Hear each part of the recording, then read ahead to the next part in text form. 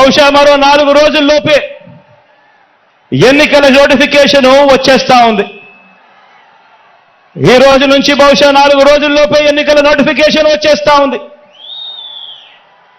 చంద్రబాబు వీరితో పాటు చంద్రబాబు జేబులో ఉన్న మరో జాతీయ పార్టీ, వీరంతా కూడా మన మీద, మన పేదల భవిష్యత్ మీద వీరంతా కూడా దాడి చేయడానికి రెడీగా ఉన్నారు. నా ప్రసంగంలో ముందుగా బాబు అండ్ కో వీళ్ళ పొత్తుల గురించి కాసేపు మాట్లాడతాను. వీరందరిది కూడా ఈ పార్టీలందరిలో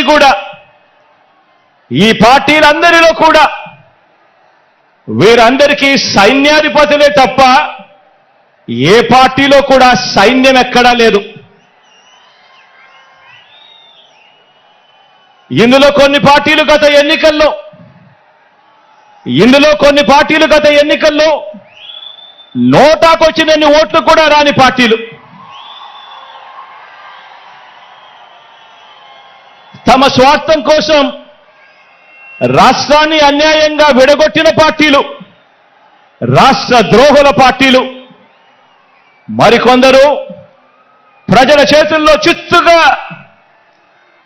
ఓడిపోయిన పార్టీలు, ఓడిపోయిన వ్యక్తులు. ఇటువంటి వారందరూ కూడా మనకు పోటీగా అటువైపున ఉన్నారు.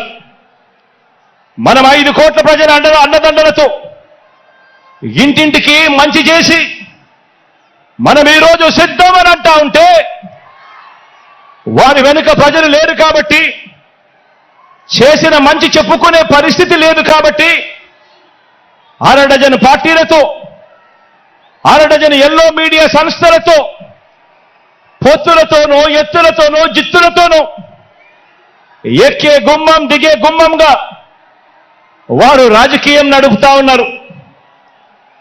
ఒకప్పుడు ఇదే చంద్రబాబు నాయుడు గారి నోట్లో నుంచి మాటలు వచ్చేటివి.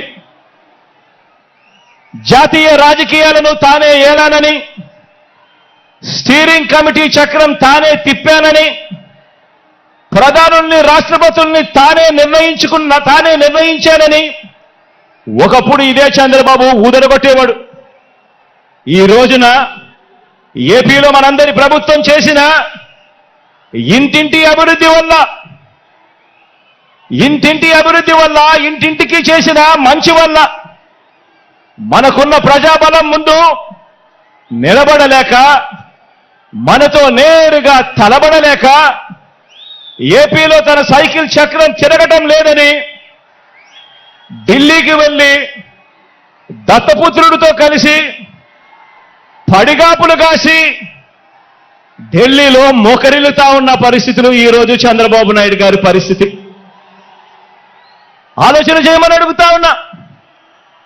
కేవలం జగన్ ఒకడు ఇటువైపున, జగన్ వల్ల మంచి జరగకపోయిందంటే ప్రతి ఇంటికి, జగన్ గన తన మేనిఫెస్టోలో చెప్పిందంతా కూడా తాను చేయకపోయిందంటే, జగన్ అనే ఒకే ఒక్కడు చంద్రబాబు నాయుడు గారి గుండెల్లో రైళ్లు పరిగెత్తించుకొని పోయింటే,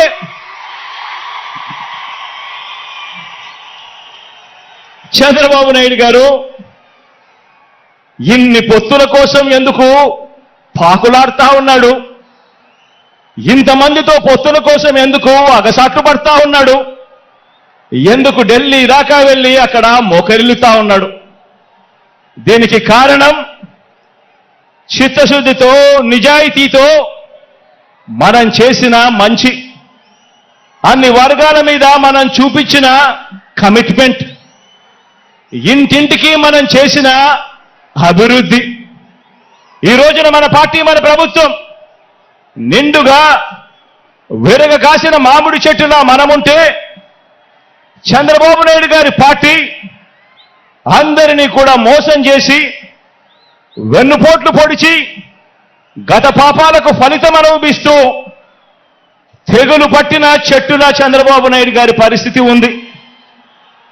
మన ఎమ్మెల్యేలంతా, మన నాయకులంతా ప్రతి నియోజకవర్గంలోనూ గడప గడపకు ప్రజల వద్దకు వెళ్ళి చేసిన మంచిని చెబుతూ ప్రతి ఎమ్మెల్యే అభ్యర్థి కూడా తిరుగుతూ ఉంటే చంద్రబాబు మాత్రం రామోజీ గడప, ఆంధ్రజ్యోతి రాధాకృష్ణ గడప, TV5 గడప, ఢిల్లీలో ఇతర పార్టీల గడపలు, ఇలా ఓ 6 డజన్ గడపలు 5 ఏళ్లుగా తన మనుషులను పంపి తాను తిరుగుతా ఉన్నాడు.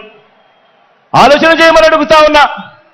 ఇది కనిపిస్తా ఉన్న చంద్రబాబు నాయుడు గారి మార్క్ రాజకీయం.